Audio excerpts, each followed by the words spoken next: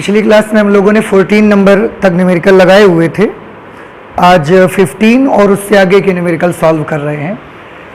Question number 15 आपके सामने लिखा हुआ है, देखिए मैं पढ़ रहा हूँ, आप भी गौर से सुनिएगा। लिखा है निम्न परिपथ में बिंदुओं ए और बी के बीच तुल्य प्रतिरोध ज्ञात करिए। ये एक सर्किट यहाँ दिया हुआ है, इसमें से ए और बी ये दो बिंदु हैं। ए बिल्कुल लेफ्ट में है, बी सर्किट के बिल्कुल राइट में है। इनके बीच ये आप देख रहे होंगे 1 2 3 4 5 प्रतिरोध लगे हुए हैं। आपको ए और बी के बीच का तुल्य प्रतिरोध ज्ञात करना है पहले तो। दूसरा, धारा I का मान, करंट I कहाँ है? ये एक बैटरी लगी हुई है 5 वोल्ट की, जिसका ये प्लस और ये माइनस है। यहां से करंट I फ्लो होती है इस तरह से।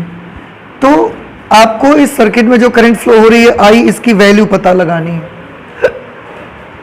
I करंट की वैल्यू पता लगानी मतलब बैटरी से कितनी करंट चलेगी वो टोटल करंट आपको मालूम करनी है।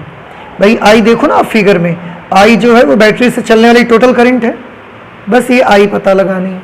उसके बाद वैद्युत शक्ति क्षय भी ज्ञात करना है कि जो सर्किट है इसमें प्रतिरोध की वजह से पावर का डीके कितना होगा, ये भी आपको मालूम करना है। ठीक है, सॉल्व करना स्टार्ट करेंगे। सॉल्यूशन, सबसे पहले मैं एक काम करूंगा, ये जो फिगर आप देख रहे हैं ना, इसका हम एक मॉडिफाइड फॉर्म बनाएंगे और उससे आप कुछ चीज़ें ज़्यादा समझ में आएंगी। कैसे मॉडिफाइड फॉर्म में इसको कन्वर्ट करेंगे आप देखिए। एक्चुअली आप गौर से देखेंगे तो ये आपको एक व्हीटस्टोन ब्रिज दिखेगा, जिसमें सबसे लेफ्ट साइड में कौन सा पॉइंट है A और बिल्कुल राइट साइड पे कौन सा पॉइंट है B। बीच के C और D जो पॉइंट हैं, एक को यहां बना देंगे और एक को यहां बना देंगे। इनके बीच ये रेसिस्टेंस लगाएंगे। ये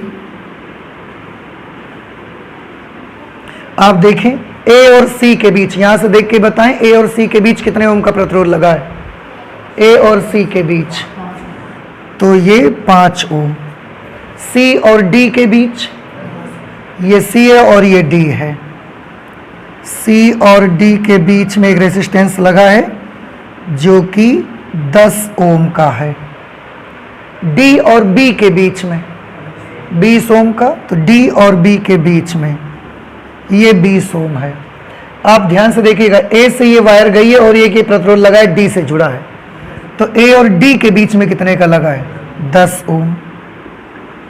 ऐसे ही C और B के बीच देखो आप, ये लगा है 10 ओम, तो C और B के बीच में 10 ओम, पांचों लग गए।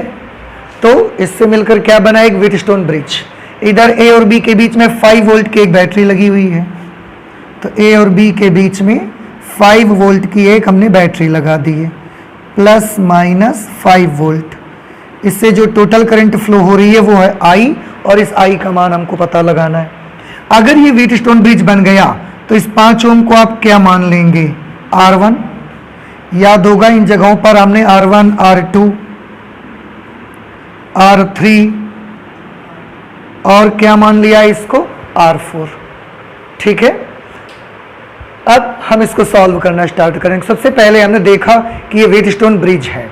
अब व्हीटस्टोन ब्रिज में दो कंडीशंस आपने पढ़ी हुई हैं, एक संतुलित अवस्था और दूसरी असंतुलित अवस्था। तो पहले तो ये चेक करना है कि ये जो व्हीटस्टोन ब्रिज बना हुआ है ये संतुलित है कि असंतुलित है।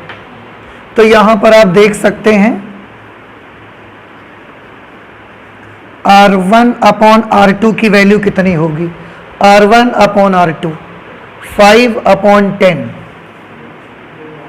5 अपॉन 10, दिस इज 1/2। तथा R2 अपॉन R3 निकालिए जरा। कोई भी व्हीटस्टोन ब्रिज संतुलित है या नहीं, इसको हम दो तरह से पता लगाते हैं। याद है आपको? कौन से दो तरीके थे? पहला तरीका, C और D के विभव बराबर हो जाएं। दूसरा तरीका, R1 अपॉन R2 का मान R3 अपॉन R4 के बराबर हो जाए, तो भी संतुलित होगा। तो हमें C और D के विभव तो मालूम नहीं है, तो हम दूसरी कंडीशन यूज कर रहे हैं। हम R1 अपॉन R2 निकाल लिया है, अब R3 अपॉन R4 निकालेंगे। R3 की वैल्यू है 10, R4 है 20, दिस इज अगेन 1/2। इसलिए R1 upon R2 is equal to R3 upon R4 है। Because R1 upon R2 is equal to R3 upon R4, इसलिए सेतु कैसा है? सेतु संतुलित है। अब देखिए, जब हमको ये पता लग गया कि सेतु संतुलित है, इसका मतलब है बिंदु C का विभव और बिंदु D के विभव आपस में कैसे हो गए? बराबर, और इस रास्ते में कोई करंट फ्लो नहीं होगी। सेतु संतुलित है, अर्थात VC is equal to VD, तथा इस 10 ओम में कोई धारा प्रवाहित नहीं होगी। समझ आ गया आपको? अगर ये 10 ओम में करंट फ्लो ही नहीं होगी तो इसके लगे होने का यहां कोई फायदा भी तो नहीं है। भाई ये जुड़ा भी है, उस रास्ते में करंट जा भी नहीं रही है, मतलब सर्किट में एक तरीके से ये ऐसा है कि जैसे लगा ही नहीं है, क्योंकि लगा है करंट नहीं जा रही है, इसका मतलब है कि ये पार्टिसिपेट नहीं कर रहा बाकी सबके साथ में। तो आप चाहें तो इसको कैसा मान सकते हैं? मान सकते हैं कि यहाँ है ही नहीं, छोड़ दो इसको, ठीक है। एक्चुअली ये लगा हुआ है, लेकिन because Wheatstone bridge is balanced and in the condition of balance potential at point C is equal to the potential at point D. Therefore, in this 10 ohm there is no current, कोई current नहीं है इस पे। और अगर इस पे current नहीं है, इसका मतलब ये हमारे सर्किट में भाग ही नहीं ले रहा है, तो इसको आप लगा रखो या हटा हुआ मान लो, बात एक ही हो गई। जब काम कर ही नहीं रहा तो फर्क क्या पड़ना है उससे आपको, तो हटा दो उसको। अब ये सब बचा केवल। सबसे पहले आपको A व B के बीच तुल्य प्रतिरोध चाहिए, A और B के बीच का तुल्य प्रतिरोध चाहिए। तो अब हम निकालेंगे, अब A व B के बीच, A व B के बीच तुल्य प्रतिरोध। क्या आप सभी बच्चों को याद है कि ये व्हीटस्टोन ब्रिज है, संतुलित भी है? उस वक्त A और B के बीच का तुल्य प्रतिरोध हम कैसे निकालते हैं? पिछली क्लास में एक फॉर्मूला आपको बताया गया डायरेक्ट निकालने का। क्या फॉर्मूला था? R1 plus R2 into R3 plus R4 upon R1 plus R2 plus R3 plus R4। RAB means resistance between point A and B, A और B के बीच का प्रतिरोध। रखिए value R1 plus R2, R1 plus R2, 5 plus 10 करोगे कितना आ जाएगा? 15, गुणे R3 प्लस R4, 10 प्लस 20 कितना हो जाएगा? 30 बटे चारों का जोड़, तो 15 और 30 कितना हो जाएगा? 45। आप सबको जोड़ लीजिए, 5 10 15 10 25 और 20 45, 15 तिया 45 और 3 दहम 30। इसका मतलब RAB की वैल्यू कितनी आ गई? A और B के बीच तुल्य प्रतिरोध आ गया 10 ओम। तो कभी भी संतुलित व्हीटस्टोन ब्रिज हो ना, डायरेक्ट यही फॉर्मूला लगा लो आप। दूसरा कोई भी मेथड आपके लिए लंबा पड़ेगा। आप करोगे ये श्रेणी में है, फिर ये श्रेणी में है, फिर वो दोनों समांतर में है, ऐसा करते करते आप आधा पेज भर डालोगे। डायरेक्ट ये लगाया करो बैलेंस्ड व्हीटस्टोन ब्रिज के लिए। तो हमने तुल्य प्रतिरोध निकाल लिया, एक काम तो हमने कर लिया। दूसरा I का मान चाहिए। I का मान चाहिए मतलब टोटल करंट हमको चाहिए। परिपथ में जो कुल करंट बह रही है वो पूरी हमसे पूछी जा रही है। तो परिपथ में कुल धारा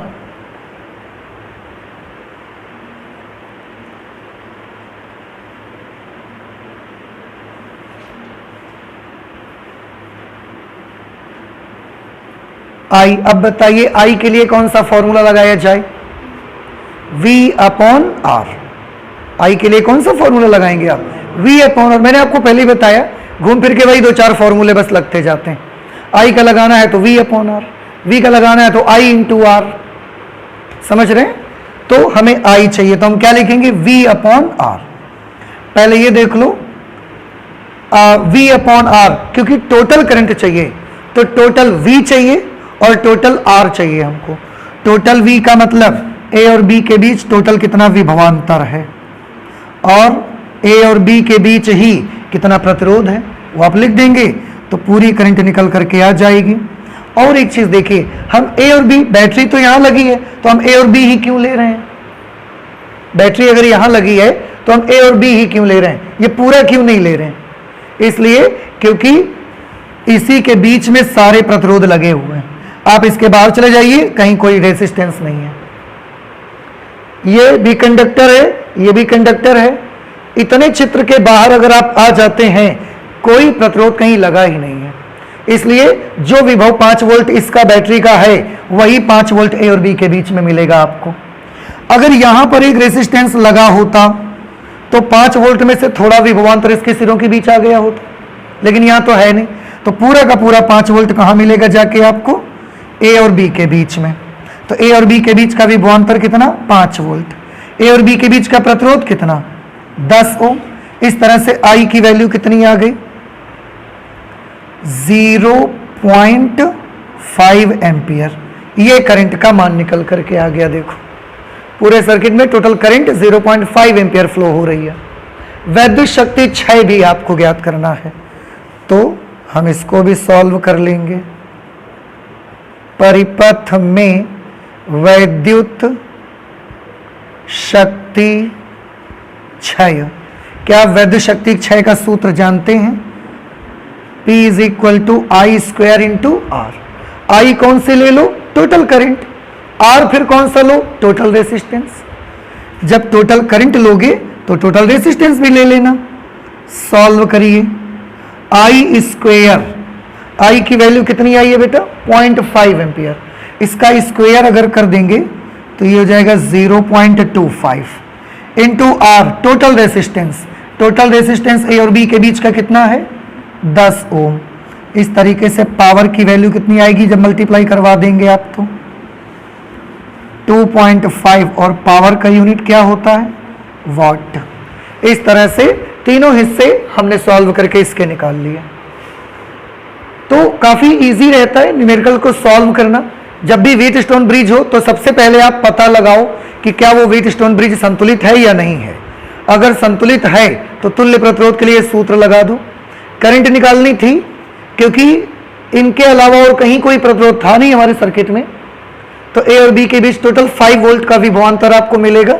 अब ए और बी के बीच का विभवांतर लिया, ए और बी के बीच का ही प्रतिरोध ले लिया, तो करंट निकल करके आ गई हमारी। पावर के लिए आई स्क्वायर आर लगा दिया। करंट टोटल जो बह रही थी और टोटल रेसिस्टेंस। ठीक है। अच्छा, उसके बाद नेक्स्ट 16 नंबर क्वेश्चन पर आ जाते हैं। पर ये लिखा हुआ है, मैं पढ़ रहा हूं, आप ध्यान से सुनिएगा। देखने से इसमें भी पता चल रहा है कि एक व्हीट स्टोन ब्रिज बना हुआ है। एक व्हीट स्टोन ब्रिज बना हुआ है। चित्र द्वारा प्रदर्शित परिपथ में बिंदुओं बी व डी के बीच विभवांतर ज्ञात करिए। बी और डी के बीच का विभवांतर आपको ज्ञात करना है।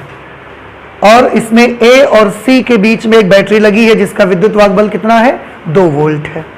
इसका आंतरिक प्रतिरोध का कोई जिक्र नहीं, ना क्वेश्चन में ना फिगर में कहीं। तो आंतरिक प्रतिरोध हम इसका कितना मान लेंगे? नगण्य, छोड़ देंगे उसको, 0 मान लेंगे। ठीक है। अब ध्यान से देखो, ये 1 ओम है। व्हीट स्टोन ब्रिज के अकॉर्डिंग ये किसकी वैल्यू है? R1। ये किसकी वैल्यू? R2। इसको हमने R3 मान लिया है और इसको हमने क्या मान लिया? R4।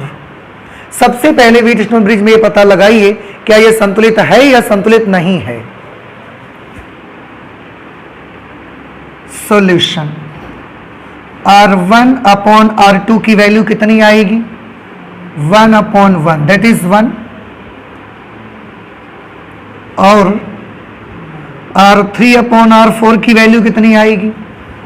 R3 है 1.5, R4 है 1, ये आएगा 1.5।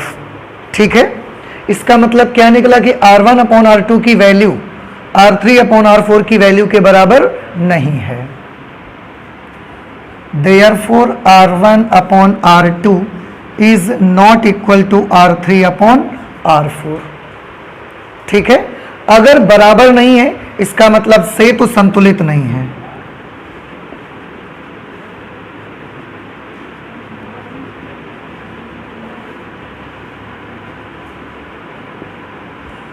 अगर से तो संतुलित नहीं है तो बी और डी के विभवों का क्या होगा? क्या वो बराबर होंगे दोनों? नहीं बराबर होंगे, क्योंकि से तो संतुलित ही नहीं है। बिंदु बी का विभव बिंदु डी के विभव के बराबर नहीं होगा। अब नहीं होगा तो ही तो उन्होंने अंतर पूछा है कि बिंदु बी और बिंदु डी के विभव के बीच का अंतर बताइए कितना होगा। अगर बराबर होते तो विभवांतर कितना होता बी और डी के बीच? 0। अगर बराबर होते तो फिर डी के विभव में बी का विभव माइनस करते, बराबर की वजह से 0 नहीं आ जाता वो। लेकिन बराबर तो है नहीं, तो आपको कितना विभवांतर है फिर वो पता लगाना रहेगा। कैसे पता लगाया जाएगा? उसके लिए एक काम कर लेते हैं कि ठीक है, करंट निकालनी पड़ेगी। देखो हमारा टारगेट क्या रहेगा, हम इसके सिरों के बीच विभवांतर निकालेंगे, हम इसके सिरों के बीच विभवांतर निकालेंगे और उसकी मदद से हम ये काम कर सकते हैं। देखिए मैं सॉल्व करता हूं। एक चीज सबसे पहले मुझे बताइए, ये 2 वोल्ट की बैटरी लगी है, इसका पॉजिटिव टर्मिनल ए से जुड़ा है, नेगेटिव टर्मिनल सी से जुड़ा है, बीच में कोई प्रतिरोध नहीं आया है यहां तक, इसलिए ए का पोटेंशियल कितना हो जाएगा?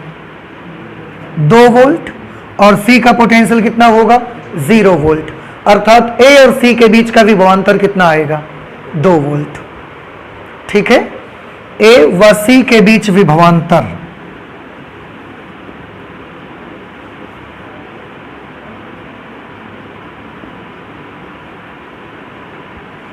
ए व सी के बीच विभवांतर कितना होगा? 2 वोल्ट।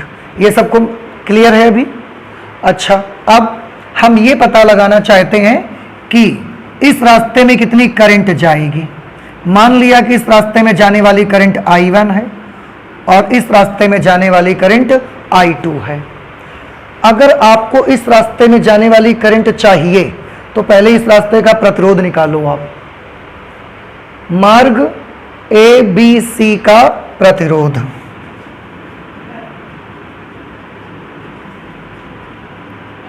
ए बी सी का प्रतिरोध, मार्ग ए बी सी के प्रतिरोध को हम आर ए बी सी लिखे ले रहे हैं।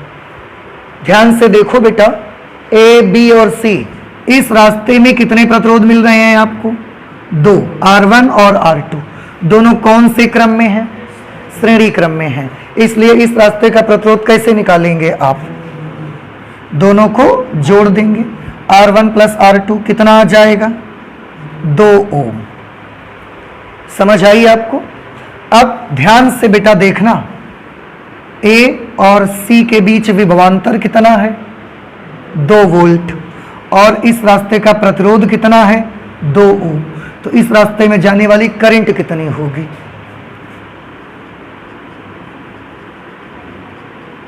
मार्ग ए बी सी में वैद्युत धारा आई A B C, A B C वाला जो रास्ता है उसमें कितनी करंट फ्लो हो रही है, ये कैसे निकाली जाए? करंट का फॉर्मूला क्या लगाएंगे? V upon R। V कौन सा लेंगे? ए से सी के बीच का पूरा, VAC। प्रतिरोध कौन सा लेना है? ABC रास्ते का। ए और सी के बीच का विभवांतर कितना है? 2 वोल्ट। और ABC रास्ते का प्रतिरोध कितना आया है?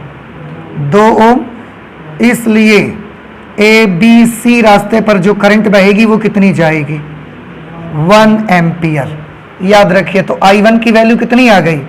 1 एम्पियर। आप चाहें तो इसे I1 लिख दीजिए, क्योंकि वहां हमने 1 मान लिया है ना, इस वजह से I1 की वैल्यू आ गई 1 एम्पियर। ठीक, याद रखिएगा। अब ऐसा हम I2 का मान भी निकालना चाहते हैं कि इस रास्ते पर कितने धारा चली जाएगी। तो बताइए क्या किया जाए उसके लिए? सबसे पहले धारा के लिए वोल्टेज चाहिए, प्रतिरोध चाहिए। तो अगर इस रास्ते की धारा चाहिए तो इस रास्ते का यहां से लेकर यहां तक का पूरा विभवांतर चाहिए और यहां से लेकर यहां तक का पूरा प्रतिरोध भी चाहिए। तो यहां से लेकर यहां तक का पूरा विभवांतर तो हमको मालूम है, ए और सी के बीच का 2 वोल्ट है। इस रास्ते का प्रतिरोध निकाल लो बस आप। तो कितना होगा इस रास्ते का प्रतिरोध? मार्ग ए डी सी का प्रतिरोध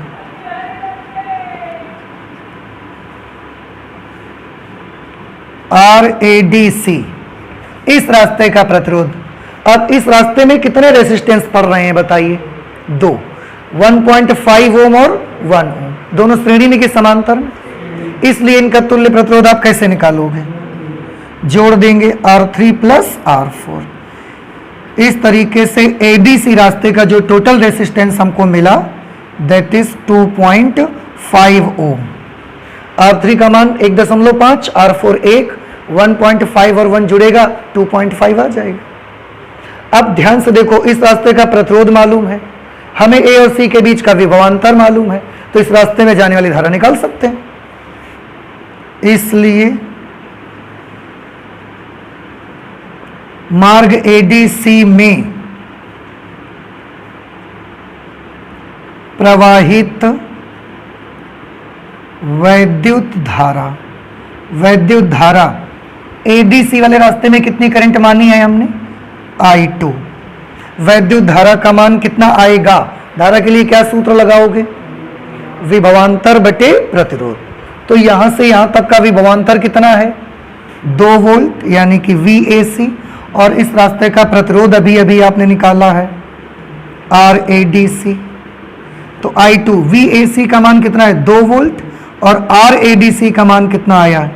2.5। आप दशमलव हटाइए, एक 0 बढ़ा लीजिए, आप इसे सॉल्व करेंगे, ये आपको मिलेगा 0.8 एम्पियर। 25 का भाग 20 में देंगे ना, दशमलव लगाएंगे, 0 बढ़ेगा, 25 अट्ठे 200। तो फिर से बताइए, इस रास्ते में कितनी करंट जा रही है? 1 एम्पियर I1। इस रास्ते में कितनी करंट जा रही है? 0.8 एम्पियर। टोटल कितनी करंट है सर्किट में? 1.8 एम्पियर। यहां पर I होगी तो 1 एम्पियर इधर चली गई, 0.8 एम्पियर इधर चली गई, तो 1 उधर चली गई, 0.8 इधर चली गई। इसका मतलब टोटल कितनी करंट रही होगी सर्किट में? 1.8। ठीक है। अब अभी हमारा आंसर नहीं आया, करना क्या है हमको? हमको तो B और D के बीच विभवांतर चाहिए। देखिए, मैं यहां पर लिख देता हूं कि आपको ज्ञात क्या करना है।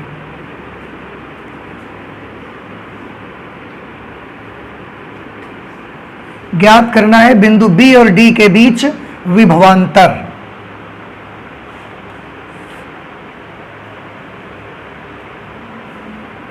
विभवांतर यानी कि D के विभव और B के विभव का अंतर।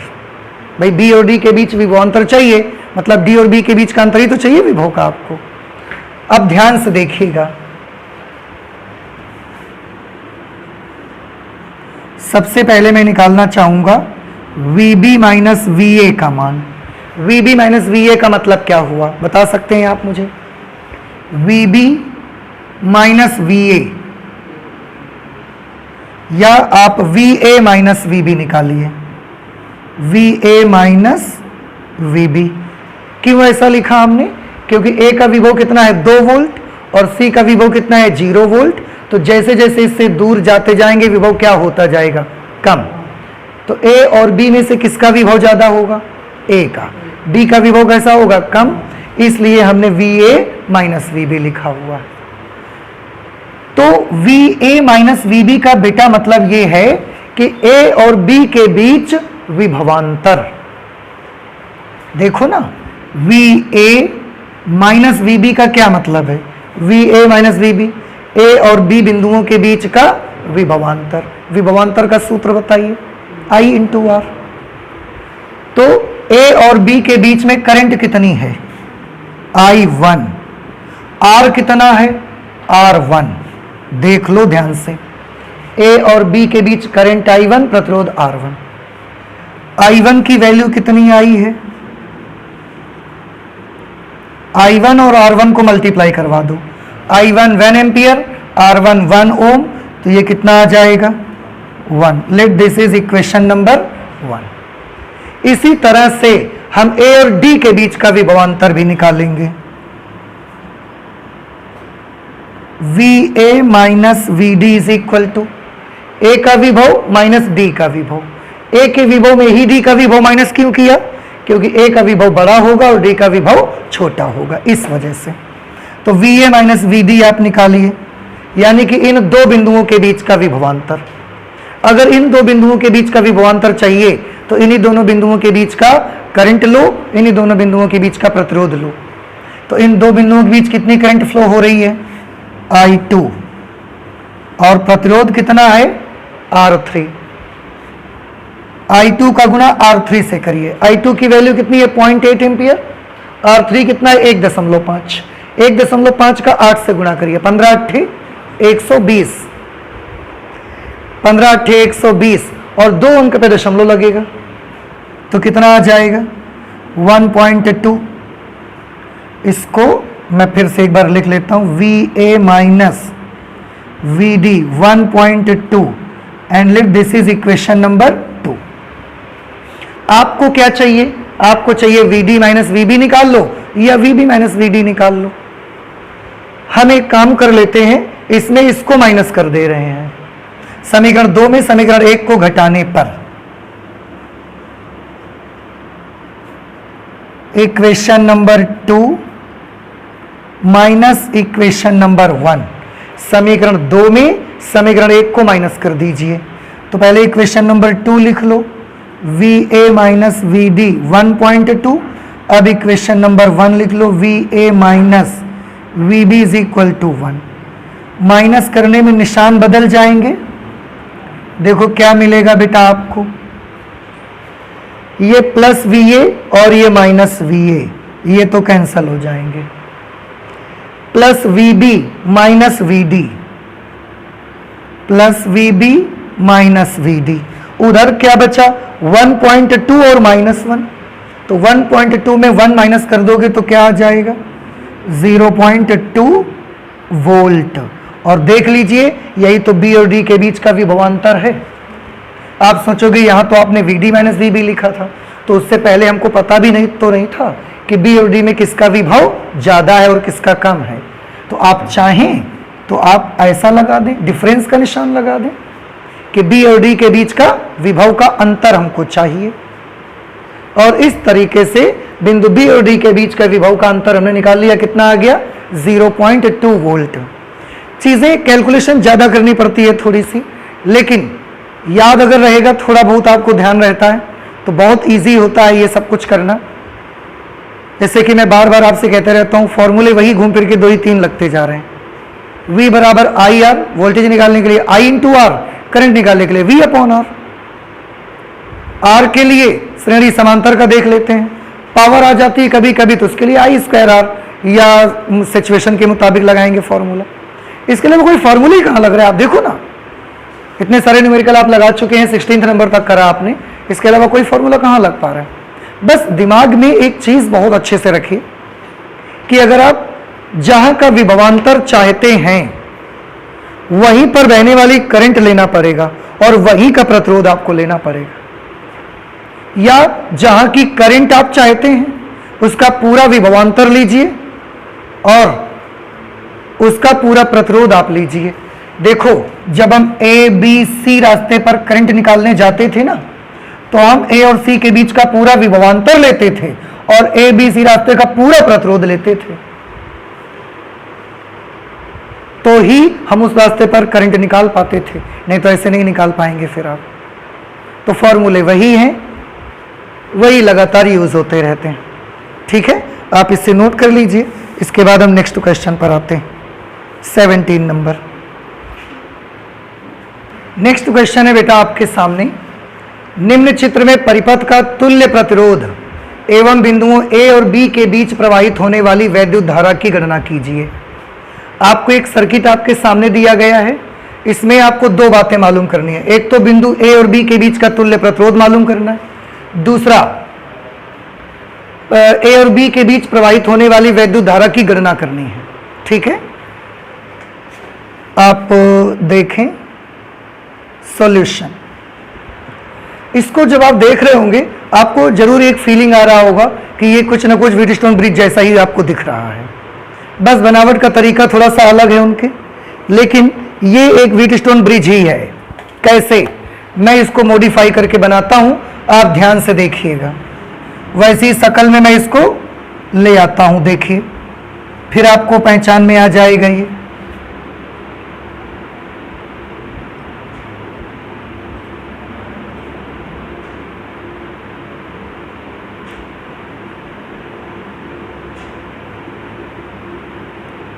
यहां पर ये A है और इस साइड में ये B है।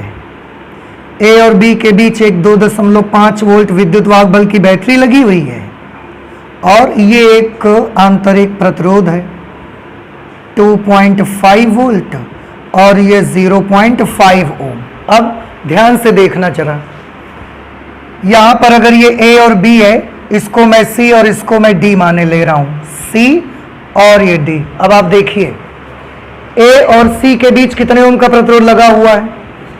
A और C के बीच में 1 ओम, C और B के बीच 2 ओम का रेसिस्टेंस है, C और D के बीच में 5 ओम का रेसिस्टेंस है। ये फिर A और D के बीच बताइए कितने ओम का रेसिस्टेंस लगा हुआ है?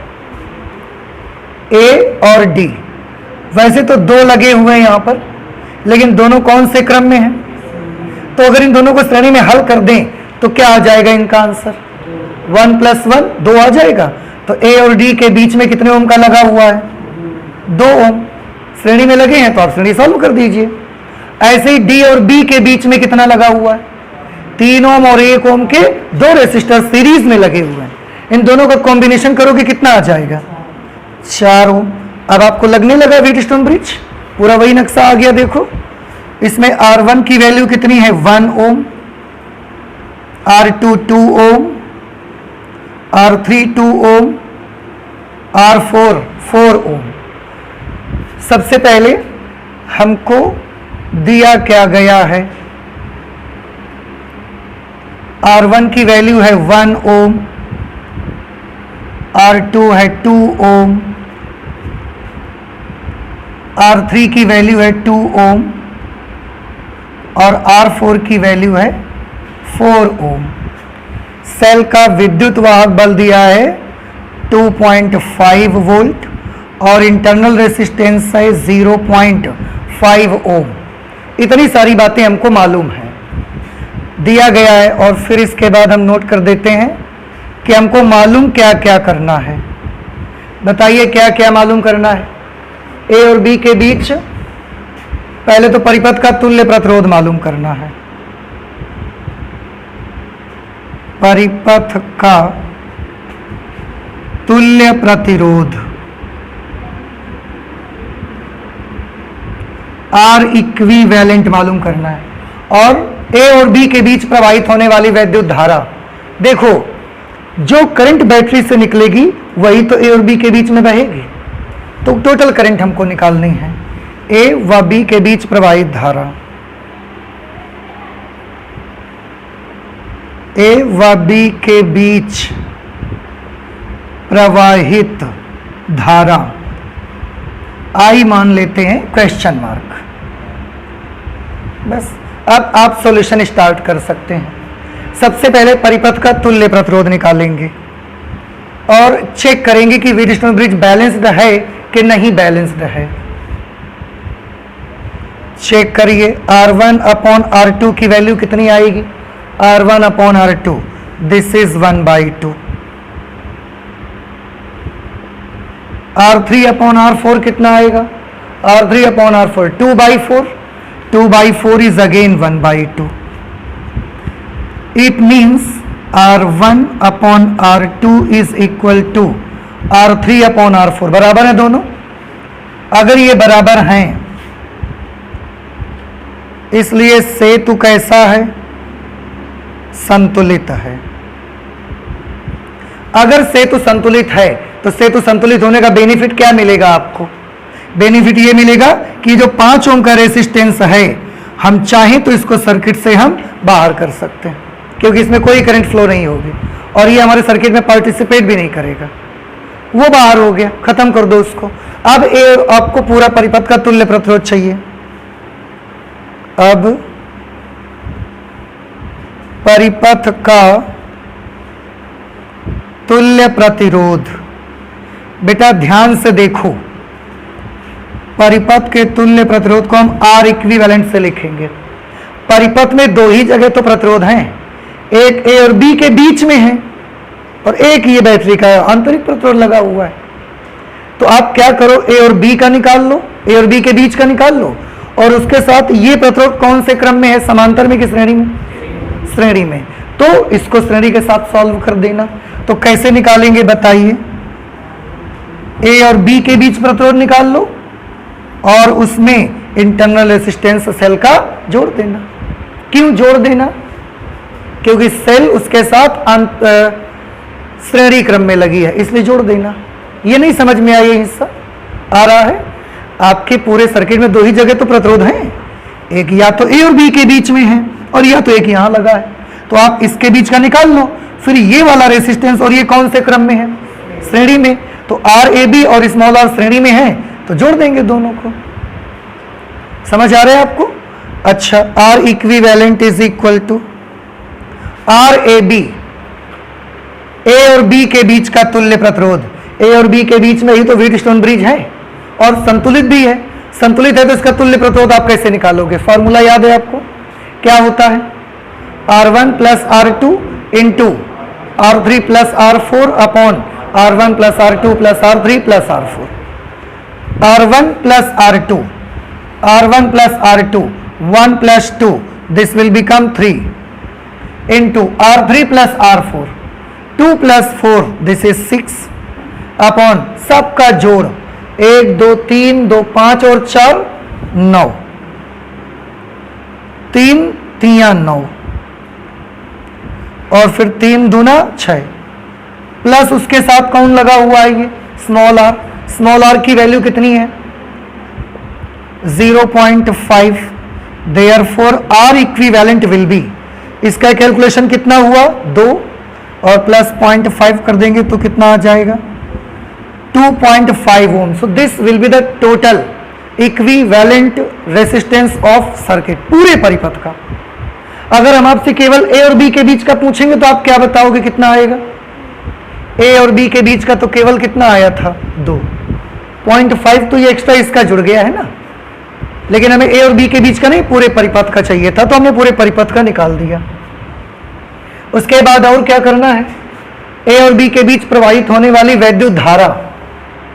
देखो थोड़ा, मैं शुरुआत में भी मैंने आपसे बोला ए और बी के बीच वैद्युत धारा, तो बेटा जो बैटरी से करंट चलेगी वो पूरी की पूरी करंट तो ए और बी से प्रवाहित होगी, ए और बी के बीच में।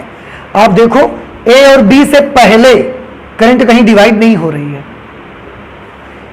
अगर डिवाइड होगी तो ए से बी के बीच में होगी।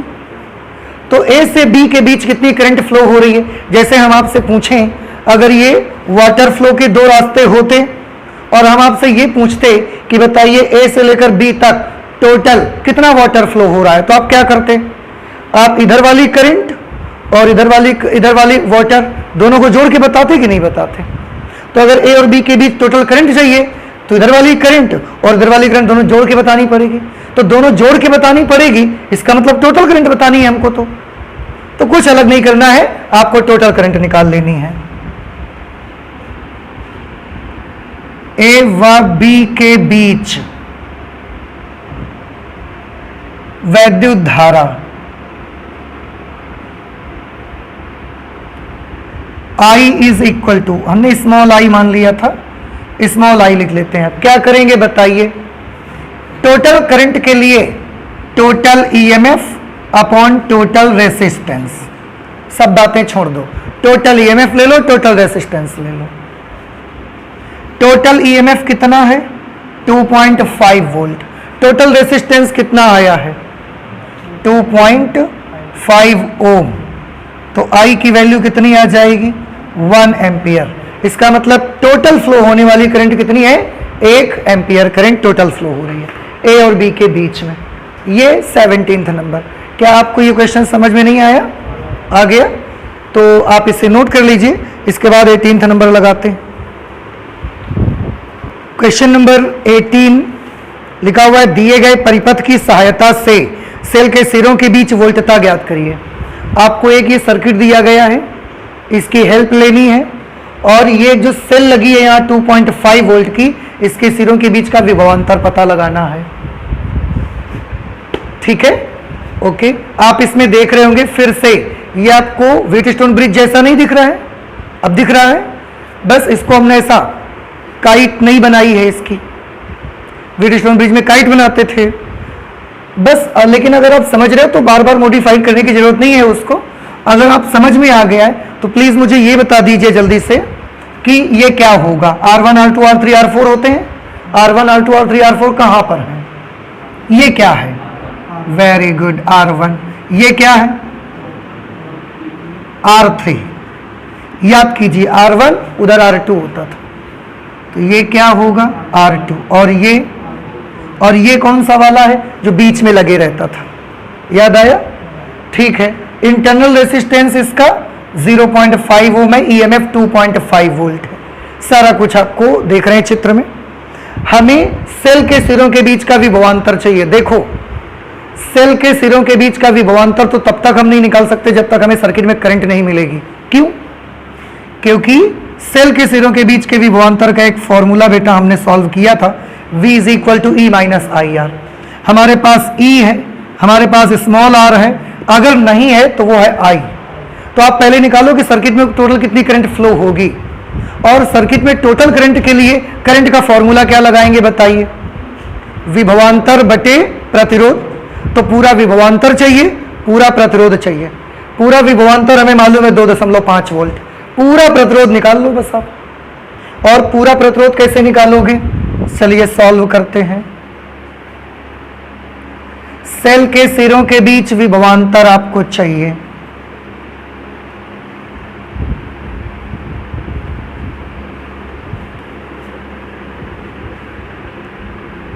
सेल के सिरों के बीच विभवांतर V is equal to question mark. अब आप समझ रहे हैं ना हमको किसकी तलाश है? केवल I की। उसके लिए टोटल प्रतिरोध चाहिए हमको, टोटल विद्युत वाहक बल हमको मालूम है। क्या आप बता सकते हैं कोई रास्ता मुझे? परिपथ का तुल्य प्रतिरोध, जिसे हम R इक्विवेलेंट से लिखेंगे। परिपथ में दो ही जगह तो प्रतिरोध दिखाई दे रहे हैं, या तो A और B के बीच में, और या तो यहां पर।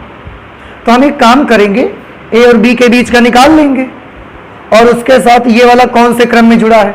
श्रेणी क्रम में। अब A और B के बीच का कैसे निकालेंगे? उसके पहले ये चेक करना होता है कि सेतु संतुलित है कि नहीं है। सेतु के संतुलन के लिए क्या करिएगा? आपको क्या लगता है संतुलित है? R1 बटे R2 किया कितना आ गया? 1/2। R3/R4 करोगे तो 2/4, ये भी 1/2 आ जाएगा। तो सेतु तो कैसा है? संतुलित है। R1 बटे R2 इज इक्वल टू 1/2 तथा R3/R4 को क्या होता? 2/4। It is again 1/2। तो R1 बटे R2 का जो मान है वो R3 बटे R4 के बराबर है, इसलिए सेतु संतुलित है। ठीक, सेतु संतुलित है तो क्या इससे बेनिफिट मिलेगा बताइए? अगर सेतु संतुलित है तो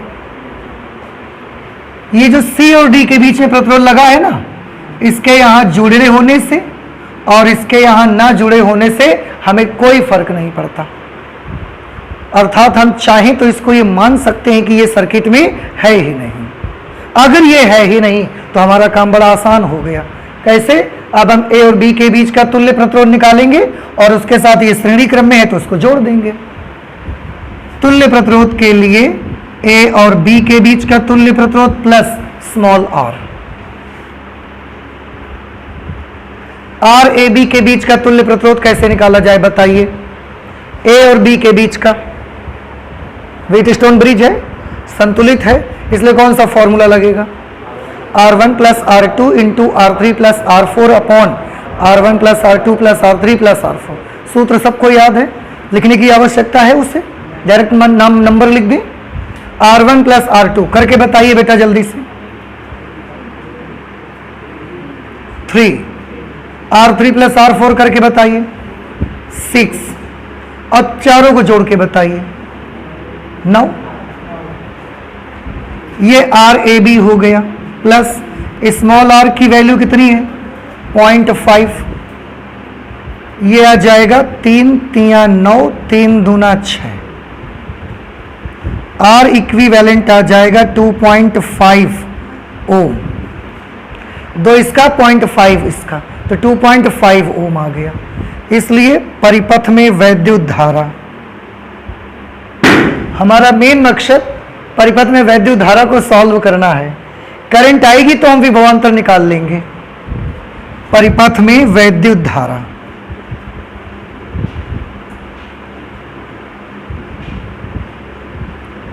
बताइए परिपथ की वैद्युत धारा कैसे निकाली जाए? नेट विद्युत वाहक बल बटे कुल प्रतिरोध, कुल प्रतिरोध को हमने R इक्विवेलेंट लिया हुआ है। कुल विद्युत वाहक बल है 2.5 वोल्ट, R इक्विवेलेंट भी 2.5 वोल्ट ओम आया है, इसलिए I की वैल्यू कितनी हो जाएगी 1 एम्पियर। अरे ये तो पूरा यहाँ तक तो इसके पहले वाला सवाल ही लग रहा है, ऐसा तो नहीं मैंने नोट ही गलत कर दिया हो, सही है पूरा, बट पूरा वही क्वेश्चन आ रहा है यहाँ तक। अब I आ गई, अब सेल के सिरों के बीच का विभवांतर,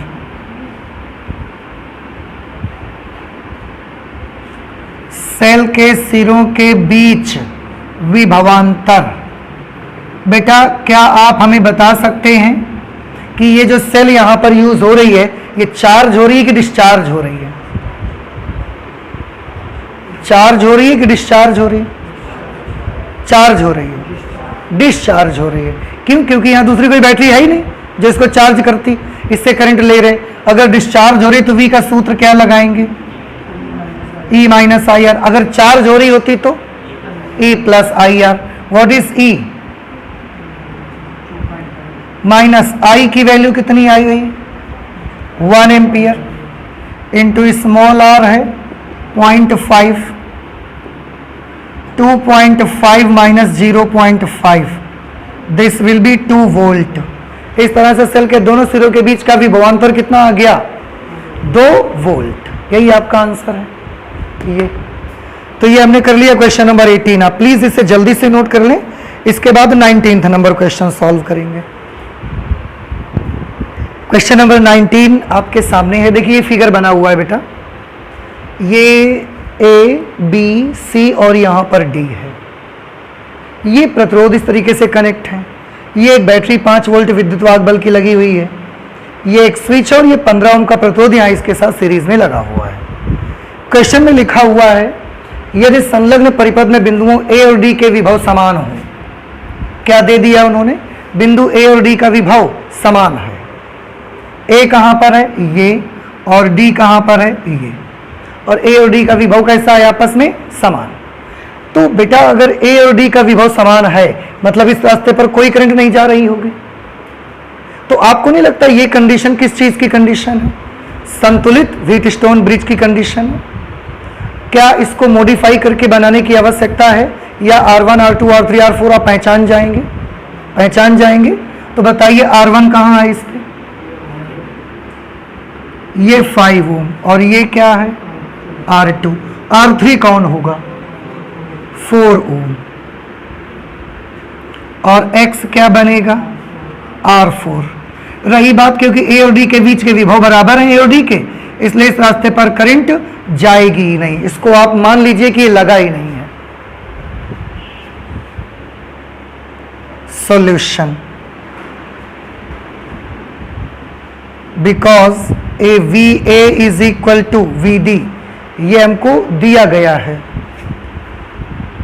इसलिए इसको देखकर हम समझ पाए कि सेतु कैसा है? संतुलित है।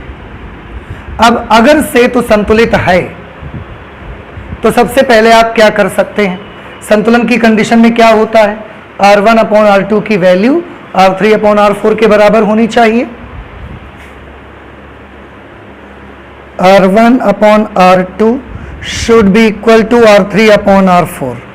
रखिए value R1 upon R2, R1 5 है, R2 10, तो 5/10। R3 की वैल्यू है 4 और R4 की वैल्यू है x। ये 5 एकम 5, 5 दूना 10। आप क्रॉस मल्टीप्लाई करवा देंगे, x 1 जार x, 2 4 जार 8, x is equal to 8 ohm. प्रतिरोध x का मान पूछा जा रहा था, 8 ओम निकल के आ गया। ये फर्स्ट पार्ट का जवाब हमने निकाल लिया। अब 5 ओम में धारा चाहिए। 5 ओम कहाँ पर है? यहाँ है 5 ओम। उसके लिए ना पहले करंट निकालनी पड़ेगी आपको, ऐसे तो नहीं बनेगा। पहले पूरी करंट आप सॉल्व करोगे। पूरी करंट कैसे निकालोगे? परिपथ का तुल्य प्रतिरोध निकालो पहले। देखिए सेकंड पार्ट, परिपथ का तुल्य प्रतिरोध R इक्विवेलेंट। वही तरीका फिर से देखो, B और C के बीच में 4 ये हो गए और एक ये 15 ओम का ये लगा हुआ है, तो ये 4 तो व्हीटस्टोन ब्रिज के हैं, ये अलग से सीरीज में लगा है। तो आप क्या करोगे? इसको हम इसको करेंगे RBC। RBC मतलब B और C के बीच का तुल्य प्रतिरोध, और उसके साथ कौन श्रेणी क्रम में है? 15 ओम। तो इसको भी हम क्या कर देंगे? जोड़ देंगे इसी के साथ में। इससे परिपथ का तुल्य प्रतिरोध निकल के आएगा। B और C के बीच का तुल्य प्रतिरोध निकाल के बताओ कितना होगा? सूत्र लगेगा R1, क्योंकि संतुलित व्हीटस्टोन ब्रिज है, R1 plus R2, 5 plus 10 15, R3 plus R4, 4 plus R4 की वैल्यू कितनी आई है? 8। तो 4 प्लस 8 कितने हो गए? 12। 15 12 कितने हो गए? 27। 3 9 27, 3 पंचे 15, 3 3 9, 3 चौके 12, 20/3 ओम। ओ उसके साथ बउआ ये 15 ओम भी तो लगाना पड़ेगा आपको। R equivalent is equal to, ये कितना बना? 5 चौके 20/3 प्लस 15,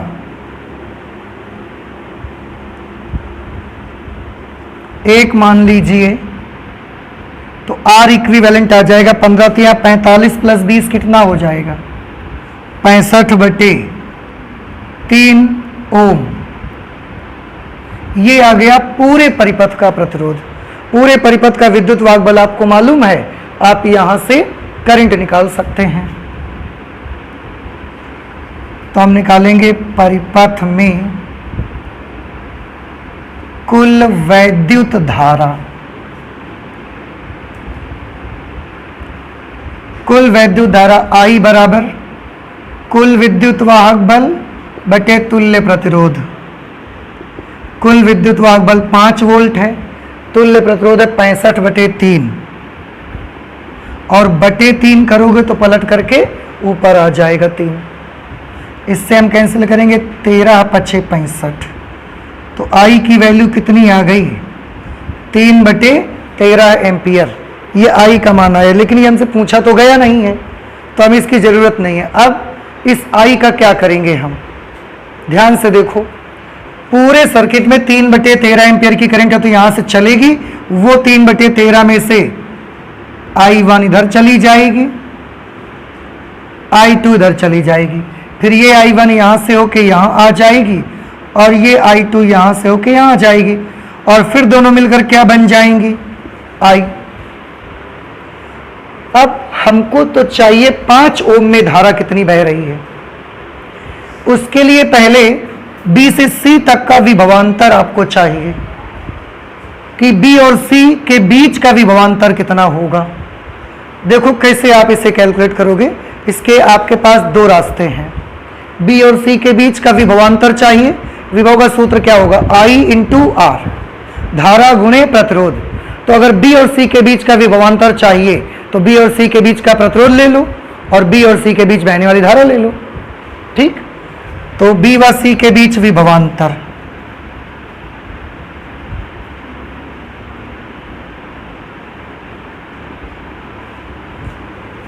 बी व सी के बीच विभवांतर, तो मैंने क्या बोला, बी और सी के बीच बहने वाली करंट ले लो, V बराबर I इंटू आर, और बी और सी के बीच का ही प्रतिरोध ले लो।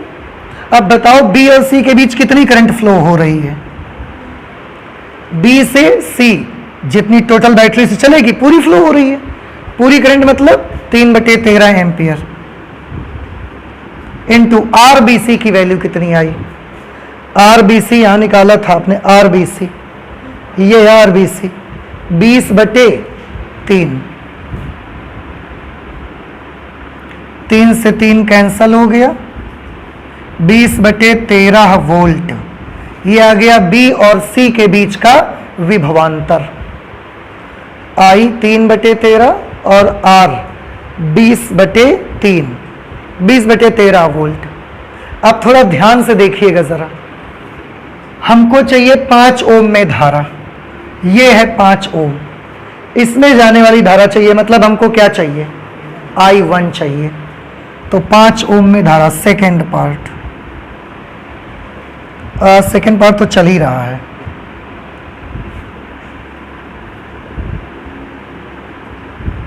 पांच ओम में धारा I2 बराबर, अगर आप सवालों को समझ रहे हैं तो बताइए हमको क्या करना चाहिए। यहां पर 5 ओम प्रतिरोध में धारा हमको चाहिए, धारा का सूत्र में क्या क्या जरूरत पड़ेगी, विभवांतर और प्रतिरोध। तो कौन सा विभवांतर लें, आंसर है बी और सी के बीच का टोटल विभवांतर ले लो। प्रतिरोध कौन सा लिया जाए, 5 ओम या पूरी लाइन का, पूरी लाइन का, क्योंकि पूरी लाइन का विभवांतर भी तो ले रहे हो। तो अब आप सोचोगे तो पूरी लाइन का क्यों ले रहे हो, क्योंकि यहीं तक का ले लो, तो आपको बी और ए के बीच का विभवांतर पता नहीं है ना, ऐसे ले लोगे आप। आपको बी से सी तक का पूरा विभवांतर मालूम है, तो फिर बी से सी तक का ही पूरा प्रतिरोध भी चाहिए। बी और सी के बीच विभवांतर बटे बी और सी के बीच का, और वो भी किस लाइन का रेसिस्टेंस, BAC लाइन का resistance. I2 is equal to B और सी के बीच का विभवांतर कितना आया है, 20/13 वोल्ट। क्या आप बता सकते हैं कि BAC लाइन का प्रतिरोध कितना आएगा, BAC 5 ओम और 10 ओम श्रेणी क्रम में है, तो 15 ओम ही आ जाएगा। अब इसे आप सॉल्व कर लीजिए, 20/13 गुणे 15, 5 तिया 15, 5 चौके 20,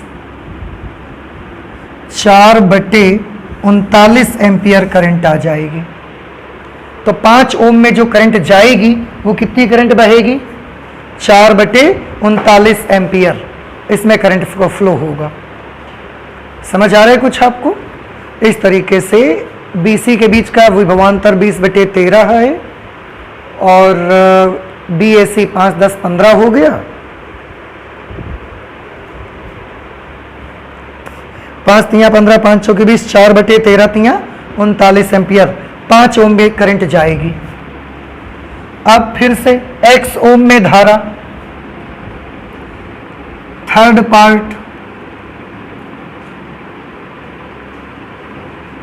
X ओम में धारा, देखो X ओम में कौन सी धारा जाएगी बताइए, सर्किट देख के आप देख रहे होंगे I2 करंट X ओम में जा रही है, तो X ओम में जो धारा जाएगी वो होगी I2। अब आप बताओ I2 का मान कैसे निकाल सकते हैं, I2 करंट इधर की तरफ जा रही है वाली ऐसे, तो पूरा B और C के बीच का विभवांतर ले लो और BDC रास्ते का प्रतिरोध ले लो। B और C के बीच का विभवांतर और BDC रास्ते का प्रतिरोध, B और C के बीच का विभवांतर कितना है, 20/13, और BDC रास्ते का प्रतिरोध, BDC रास्ते का प्रतिरोध 4 ओम ये है, और ये कितना ओम आया था 8, तो 8 और 4 कितने हो गए 12, 4 तिया 12, 4 पंचे 20, तो I2 की वैल्यू बहुआ कितनी आ गई 5/13 तिया 39 एम्पियर। I2 का मान आ गया 5/39 एम्पियर। ये भी निकल गया। ये हो गया। बैटरी से ली गई कुल ऊर्जा, फोर्थ पार्ट,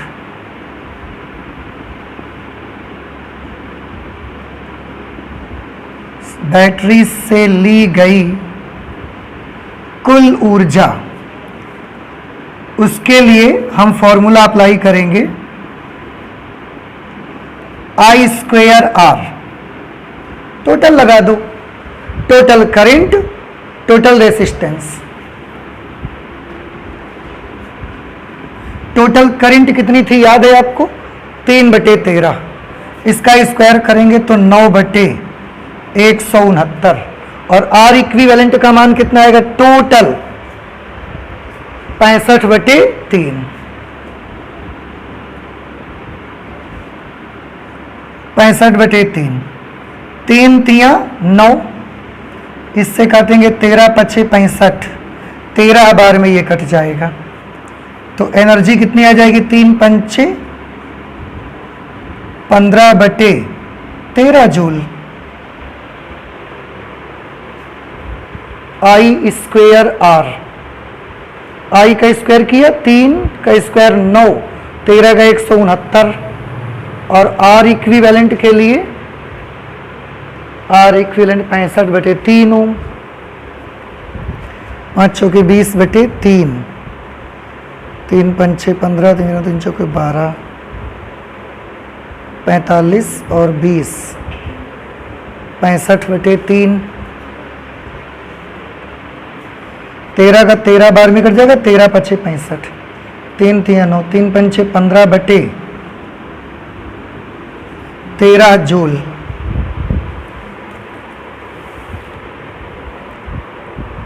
तेरह 5 65, 13 एकम 13 6 19, ठीक है।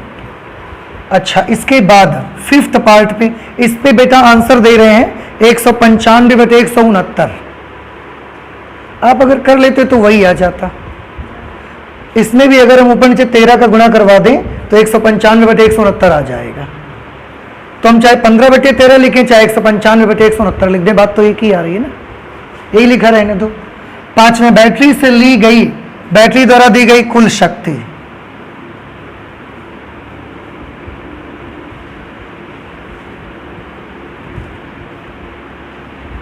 बैटरी द्वारा दी गई कुल शक्ति। पावर के लिए फॉर्मूला क्या लगेगा? I²R। तो वही तो आंसर आएगा इसका भी, 15/13।